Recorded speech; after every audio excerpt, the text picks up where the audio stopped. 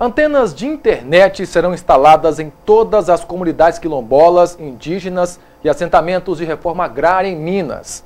A novidade foi anunciada pelo secretário de Estado de Direitos Humanos durante o lançamento de um plano do governo federal que vai ampliar o número de concessões de TVs e rádios no país. O novo Plano Nacional de Outorgas pretende desburocratizar o processo das concessões e aumentar o número de emissoras para que a população tenha maior acesso à comunicação pública.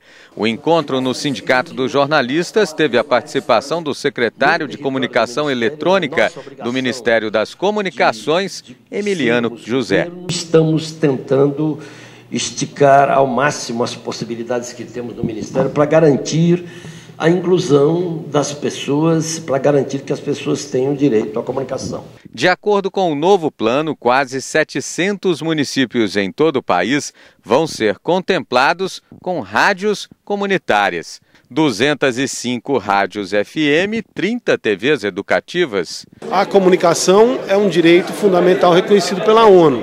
Ela, portanto, deveria estar ao alcance de todos. E quando a gente fala em radiodifusão, em operação do serviço de rádio e televisão, a gente está falando basicamente da exploração de um patrimônio que é da nação. O secretário de Estado de Direitos Humanos, Participação Social e Cidadania, Nilmário Miranda, também lançou um plano para reforçar a comunicação pública nas comunidades indígenas e quilombolas. Iniciar o projeto das antenas de internet.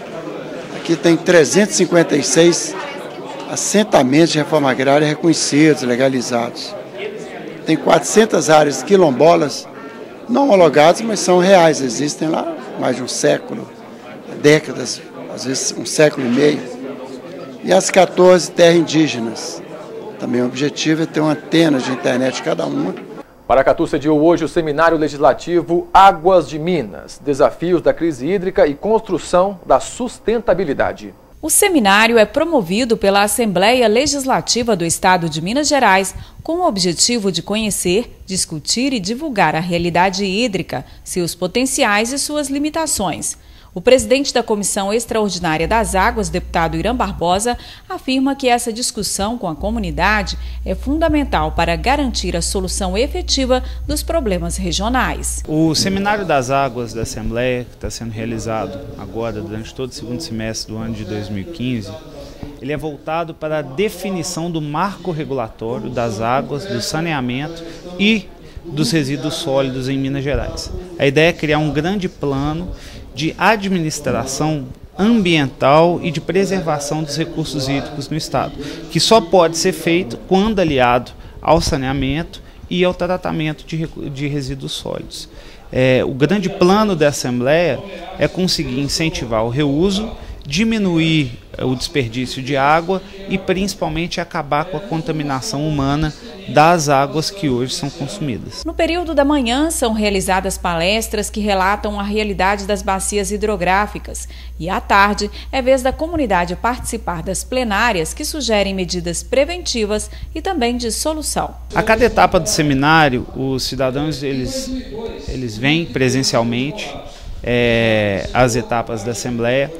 Eles vão participar de 6 grupos de debates em diferentes temas que estão sendo analisados para a montagem desse marco regulatório. E dentro disso, eles apresentam propostas com base na realidade regional. Ou seja, cada um entende o problema que tem e, por causa disso, eles colocam as propostas que eles acham que a Assembleia deve aderir na criação desse marco.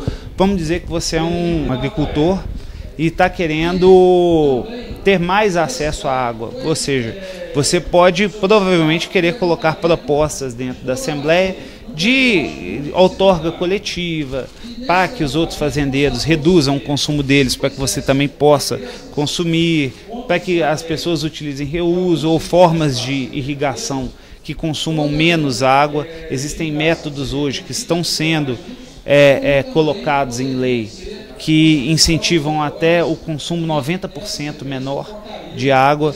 Então esses são marcos importantes pela legislação de Minas Gerais que estão sendo aproveitados. Um diagnóstico apresentado pelo IGAM constatou a presença de metais pesados e de arsênio nas águas aqui da região. Só não esclareceu se esse percentual está abaixo ou acima do aceitável, o que ainda será analisado pela comissão. Esse relatório que é apresentado aqui, ele geralmente é enviado para a comissão com uma semana de antecedência. A Assembleia ainda não tem como afirmar se essa presença ela é nociva e acima do aceitável pelos órgãos ambientais. Eu acho que é uma excelente pergunta para a gente fazer para o IGAM, mas com base no relatório que foi mandado para a Assembleia Legislativa na semana passada, ele já foi encaminhado ao Ministério Público para que ele levante essas informações e já tome providências, inclusive quanto à fonte desses químicos na água. O Seminário das Águas percorre as principais bacias hidrográficas do estado, promovendo a discussão com o poder público e a sociedade civil sobre a crise hídrica, buscando soluções para os problemas, com foco no desenvolvimento e na sustentabilidade. O principal dessa região aqui tem sido a escassez hídrica e as áreas de conflito.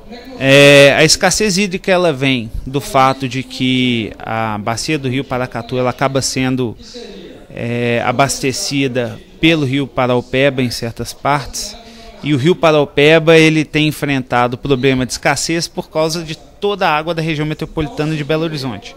Então a bacia do noroeste de Minas acaba prejudicada por causa do consumo de água da região central. Isso tem criado problemas aqui para os agricultores, e quando a gente fala área de conflito, é conflito mesmo. São pessoas que querem poder fazer uso tanto superficial quanto subterrâneo das águas e não tem conseguido nem autorização nem extração para isso. Isso tem sido o grande problema da região. Como conseguir conter o uso da água para que todos possam utilizar. Várias cidades da região, pelo menos 3, já têm escassez hídrica declarada, estado de emergência.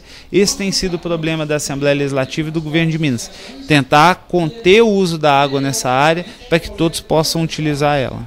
A Agência Nacional de Águas tem uma parceria com a França no monitoramento por satélite dos principais rios brasileiros. O acordo tem ajudado na criação de políticas públicas para o setor. O monitoramento das águas via satélite permite que situações de seca ou até de cheia dos rios sejam detectadas com antecedência, o que ajuda a evitar maiores riscos para a população. Nós temos condição com isso de fazer uma avaliação dos possíveis aumentos dos níveis dos rios com antecedência ou de baixo na época de seca, isso claro que em rios de grandes portes, e assim passar para a Defesa Civil, que pode tomar algumas providências aí no sentido de evitar ou minimizar os efeitos dessas cheias ou secas. As situações de emergência, elas necessitam dados para entender o que está acontecendo, para poder prevenir as populações dos perigos que podem acontecer e também gerenciar melhor os dados. Nesse painel, na sede da Agência Nacional de Águas, cada pontinho colorido representa um local que está sendo monitorado. Atualmente, 6 satélites monitoram os grandes rios do país, principalmente na bacia amazônica. E esse sistema Hidrosat, fruto da parceria entre Brasil e França, é considerado único no mundo, capaz de medir o nível e a qualidade de rios em locais de difícil acesso. Isso só é possível porque os sensores que avaliam a situação dos rios ficam dentro dos satélites e não em terra, como nos sistemas tradicionais. Os satélites enviam dados diários automaticamente.